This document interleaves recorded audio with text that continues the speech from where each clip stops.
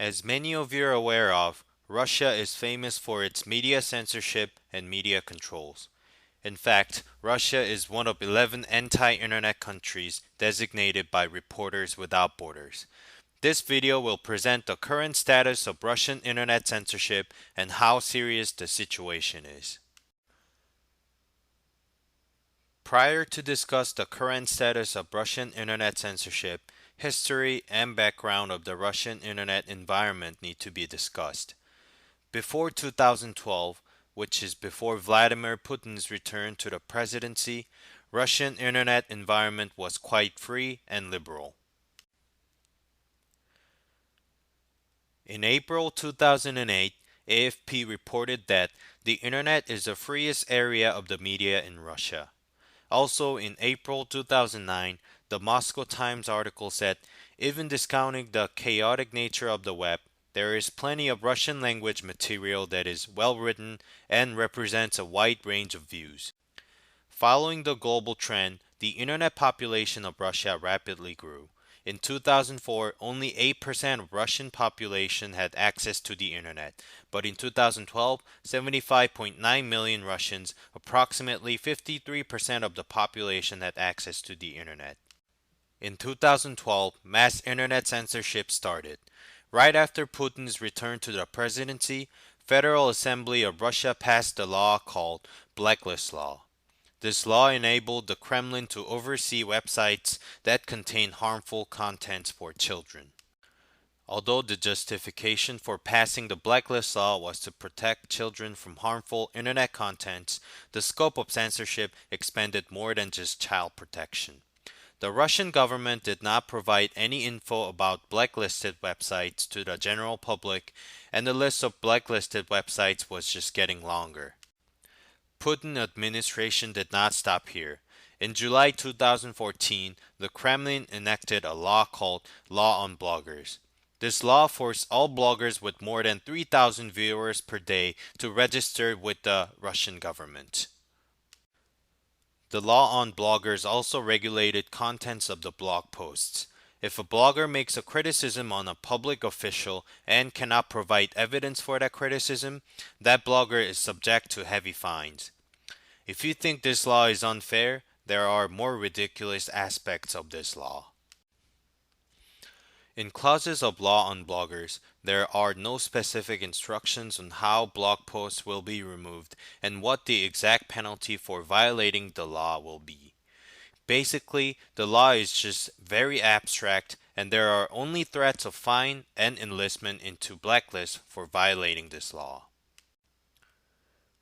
If you think this is bad enough, sadly, there are more internet censorship incoming from the Kremlin and Putin administration.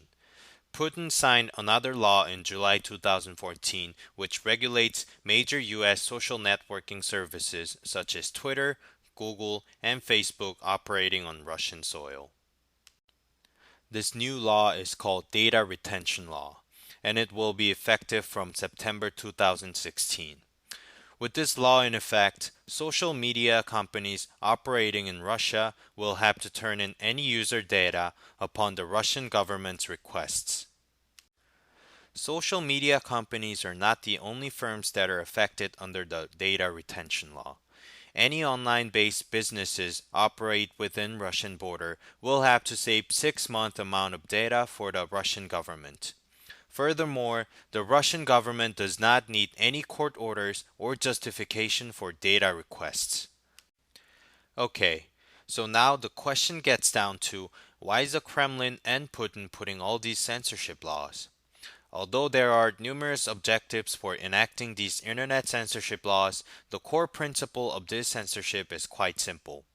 The Russian government wants to build a strong internal support base for the Kremlin and expand the Kremlin's influence over the European continent. In a sense, with these censorships, the Russian government is weaponizing the information to achieve its goals. According to the IMR report, with the media censorship, the Russian government is aiming for two major goals. First, to shatter internal communication, and second, to demoralize enemy. First, By shattering internal communication through media censorship, the Kremlin will paralyze various sources of journalism with the threat of libel. Without journalism, political criticism will disappear, so the Russian authorities can pretty much do anything they want with their power. And second, by demoralizing enemy, the Kremlin will gain support from their citizens. With deliberate media censorship, the Russian government will inject negative images of Western democracies. With these negative images toward Western democracies, Russian public will be incited by blindfold nationalism. With the flare of blindfold nationalism, Russian citizens will believe that Western democracies are enemies threatening safety of their state. As a defensive measure, Russian public will unite under the central government and grant the Russian authorities even more power. In CNN, when you hear news like Putin thinks the whole internet thing is a CIA project, you might laugh at it as an outsider. However, from Russian perspective, it might not be that funny. In Russian perspective, where people are subjected to strict media censorship, those kinds of news may come to you as a factual statement. In fact, according to the survey done by University of Pennsylvania, 42% of Russians believe that foreign countries are using the internet against Russia and its interests. Russian public opinion toward internet censorship is even more surprising. The survey tells that 49% of Russians agree that information on the internet needs to be censored. The problem of Russian media censorship might be more serious than most people perceive. There are a lot more media regulations and dark intentions of the Kremlin that were not mentioned in this video. Global society needs to turn its eyes toward Russia and help to improve transparency of Russian media systems.